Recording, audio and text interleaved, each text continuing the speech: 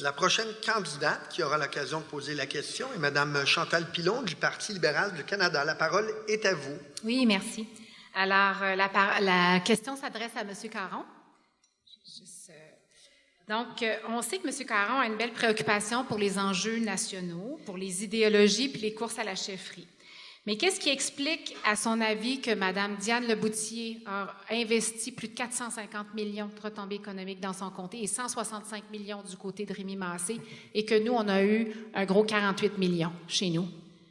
M. Caron, vous nous dites que la téléphonie cellulaire est une priorité. Vous nous dites que d'être un député dans l'opposition ne fait aucune différence et que vous réussissez à aller chercher des investissements pour faire cheminer nos dossiers. C'est terminé, Mme Pilon. Donc, ma question est... Je peux la poser. Pourquoi la téléphonie cellulaire n'a pas bougé dans le Témiscouata en 8 ans? Merci. Je vais commencer par répondre à la première question, parce que ça fait un bout de temps que vous mentionnez ça. Je m'attendrais d'une candidate qui veut devenir députée d'être un peu plus rigoureux.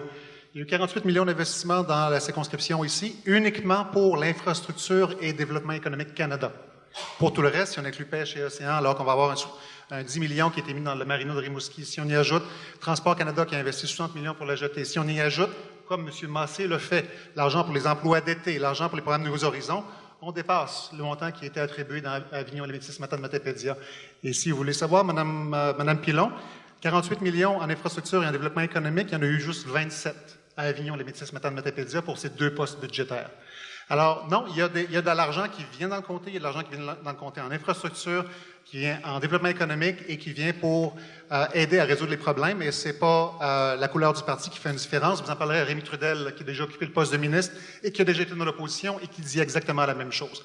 Au niveau du cellulaire, c'est drôle que vous mentionniez la question parce que les libéraux n'ont pas investi une scène dans le cellulaire depuis les 4 ans qu'ils sont là. Il y a eu des investissements qui ont été faits au niveau de l'Internet à haute vitesse, à condition que la compagnie accepte d'investir, ce qui n'a pas été le cas pour Bell dans le Témiscouata. Cependant, en ce qui a trait au cellulaire, il n'y a pas eu une scène. En fait, c'est pas vrai. Le seul argent qui a été investi par les libéraux, c'est pour mettre des tours cellulaires à Charlevoix pour le G7. Et c'est tout.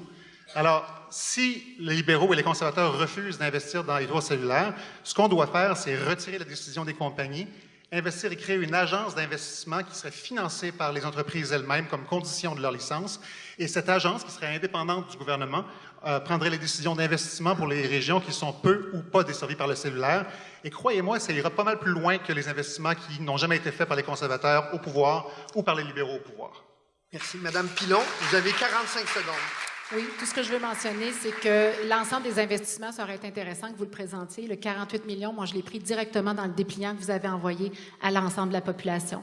Pour ce qui est de la téléphonie cellulaire, le gouvernement a mis en place un branché pour innover, qui est un programme d'abord de branchement de la fibre, et par la suite, la téléphonie cellulaire va s'en venir. Mais vous parlez de la téléphonie depuis 8 ans, c'est juste mon point. Merci.